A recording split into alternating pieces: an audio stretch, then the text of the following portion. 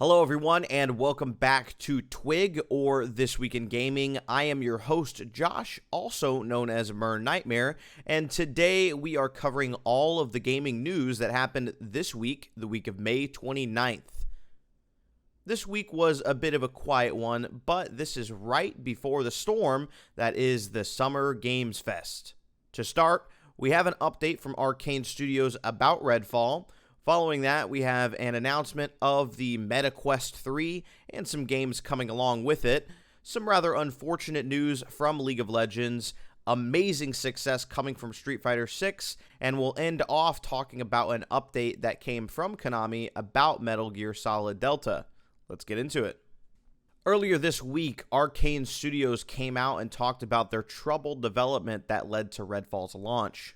They did state that from the start, they wanted to make a single-player game, but their parent company, ZeniMax, was pushing for it to be multiplayer. This led to many problems with development and caused issues to arise and many people to leave during all of this. It was reported that 70% of the staff that had originally worked on Arcane's single-player version had left. This led to their team being consistently understaffed during the development. All of these problems plus some more ultimately led to what is the current state of Redfall, which is an utter mess. Also this week, MetaQuest Gaming had a showcase showing us some new VR games that will be available on all quests. Right before the showcase, they started the hype off by announcing the all-new MetaQuest 3 coming this autumn for $499.99. This new VR system is 40% slimmer than the Quest 2 and has some new and improved controllers. Along with this, it will have an increased GPU processing power and a higher quality resolution for your games.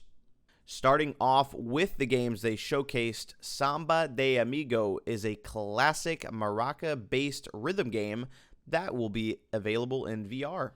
We were then shown a sequel game, I Expect You to Die 3.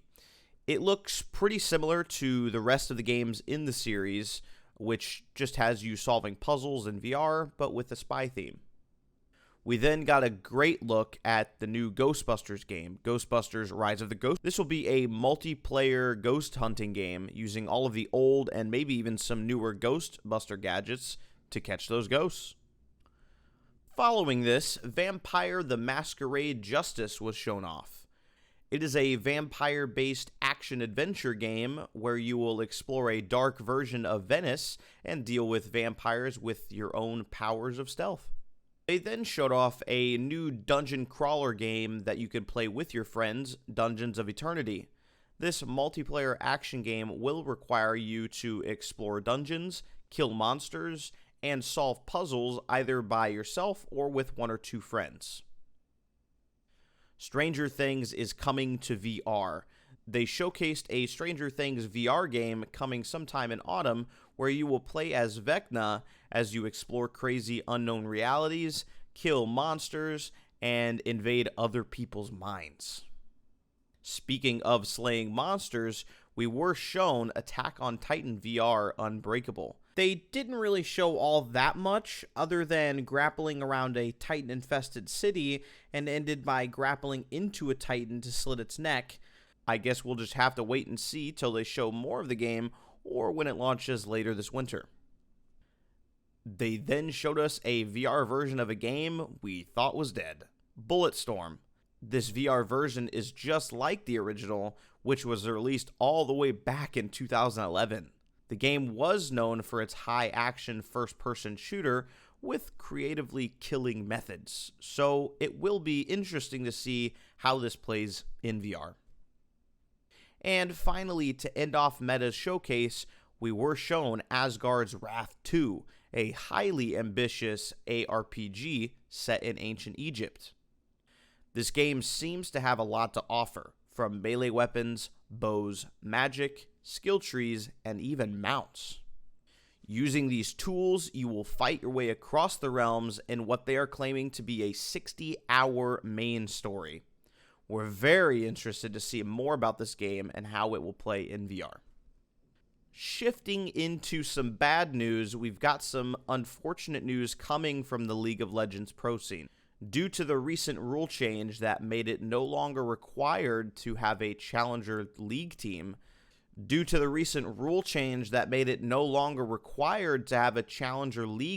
help bring new players, many organizations decided to drop their Challenger team to allow more money to their LCS teams. In response to many people losing their jobs overnight, most players in the LCSPA decided to vote on a walkout that would take place after getting a response from Riot. In response, Riot has delayed the LCS for 2 weeks to allow time for compromises between all parties involved to happen. At the same time, Riot also stated that if an agreement is not met within these 2 weeks, Riot is prepared to cancel the summer season entirely and forcing all LCS teams involved in the season to be eliminated from qualifying for the 2023 Worlds.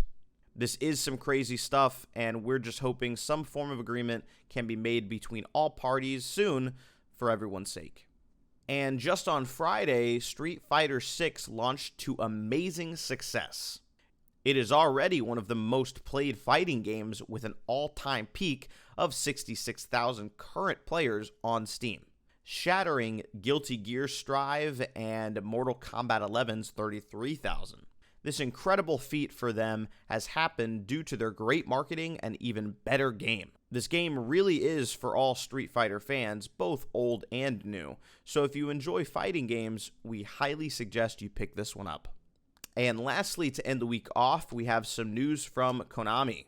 They just announced that they will be using the original voice lines for the Metal Gear Solid 3 remake. It does seem to be a strange choice to use 20-year-old audio for a new game, but it would make it feel more like the original. Now, we'll just have to wait and see if they decide to add any new content into the remake, and if so, how will they handle any new voice lines being added, if they can. And that will be it for this week in gaming. Please make sure to check out all of our other videos, subscribe for more content coming in the future of all things gaming, and I will see you next week for another episode of This Week in Gaming.